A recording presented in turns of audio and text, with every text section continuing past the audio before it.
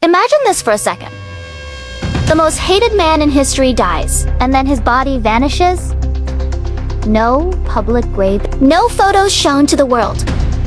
No clear proof, just rumors, whispers, and secrets locked away by a superpower for decades. The Soviets found Hitler's body. They burned it, they scattered it, they kept a peace.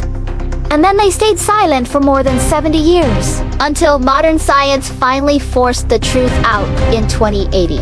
What really happened to Adolf Hitler's body is darker, stranger, and more secretive than most people realize. And once you hear the full story, you'll understand why this mystery fueled conspiracies for generations. Before we go any further, make sure you like this video and subscribe to World. It helps the channel grow and ensures you don't miss more deep historical stories like this one. Trust me, if you enjoy untold World War II mysteries, you're going to want to stay with us. Berlin, April 1945.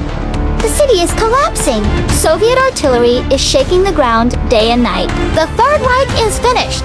Even if Hitler refuses to admit it, deep underground, inside the fort bunker, Adolf Hitler knows the end is coming. He's watched what happened to Mussolini's body, dragged through the streets, abused by crowds.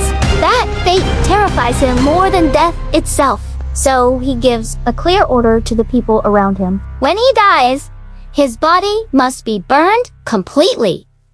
No trophy, no display, no humiliation. On April 30th, 1945, Hitler is dead. Officially, he shoots himself while Eva Braun takes cyanide. Their bodies are carried up to the garden of the Reich Chancellery, soaked in gasoline, and set on fire. Witnesses later describe flames, smoke, and chaos as Soviet shells explode nearby. The burning is rushed, incomplete, and done under extreme pressure. Then the remains are buried in a shallow crater. That should have been the end of the story, but it wasn't. When Soviet troops finally capture the area, they don't just move on. Stalin is obsessed. He doesn't trust the Western allies, and he doesn't trust rumors. He wants proof. Real proof. Soviet intelligence units begin secretly searching the ruins. On May 2nd, they find charred remains near the bunker. Burned bodies, bone fragments, teeth, almost nothing recognizable. Here's where the secrecy truly begins. Instead of announcing the discovery, the Soviets do the opposite. They classify everything. The remains are quietly moved, then moved again. And again. For years, Hitler's alleged body is buried, exhumed, reburied, and transported across different Soviet-controlled locations. Each time, fewer people know. Each time, the paper trail gets thinner. Meanwhile, Stalin publicly tells the world he believes Hitler escaped. He fuels the mystery himself. At conferences, he hints that Hitler may be alive, hiding in Spain or Argentina. Western intelligence agencies panic. The FBI and CIA start chasing leads across South America. Sightings are reported everywhere. Old men with mustaches, German accents in remote villages, Nazi submarines supposedly unloading passengers on distant shores. All the while, the Soviets already have what they believe are Hitler's remains. But why lie? Because in Stalin's world, truth was power, and uncertainty was a weapon. By controlling the narrative, the Soviet Union kept its enemies guessing. It also prevented the creation of a Nazi martyr site. No grave meant no shrine. No shrine meant less symbolic power for future extremists. At least, that was the logic, so the remains stay hidden. In 1946, Soviet forensic experts examine what little they have.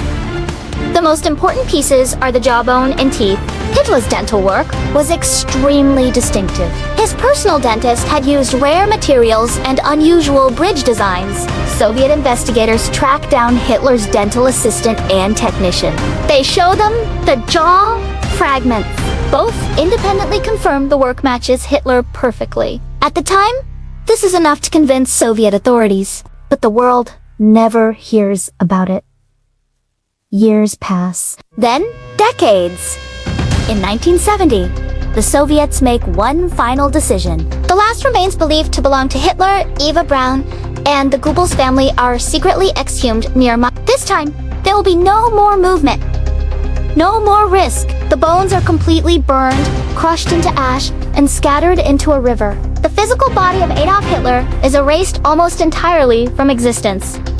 Almost, because the KGB keeps something. A fragment of the jaw.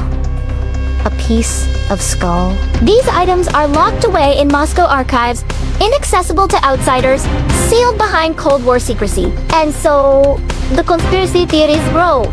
Hitler in Argentina, Hitler in Antarctica, Hitler escaping in a submarine, Hitler living to old age, movies, books, documentaries, all feed the mystery. Then, after the fall of the Soviet Union, something unexpected happens. Russian archives slowly begin to open. In the early 2000s, historians are allowed to examine the remains for the first time. One skull fragment with a bullet hole becomes famous. Many believe this is definitive proof of Hitler's suicide. But in 2009, American researchers test the skull fragment.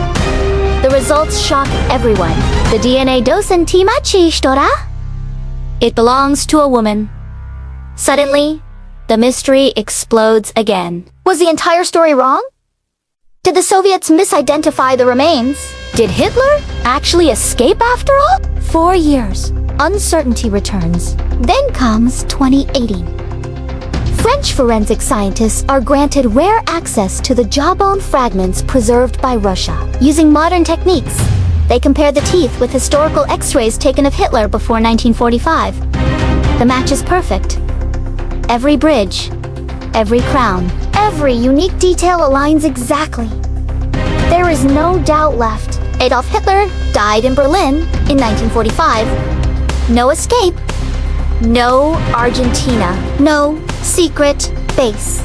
Just a burned body, hidden evidence, and decades of deliberate silence. The skull fragment, likely possibly mixed during chaotic collection.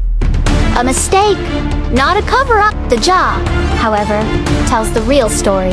What makes this story so powerful isn't just how Hitler died. It's what happened after. The manipulation of truth. The weaponization of secrecy. The way one hidden detail can fuel global myths for generations. If the Soviets had been transparent from the start, countless conspiracy theories might never have existed. But secrecy created mystery, and mystery created legends.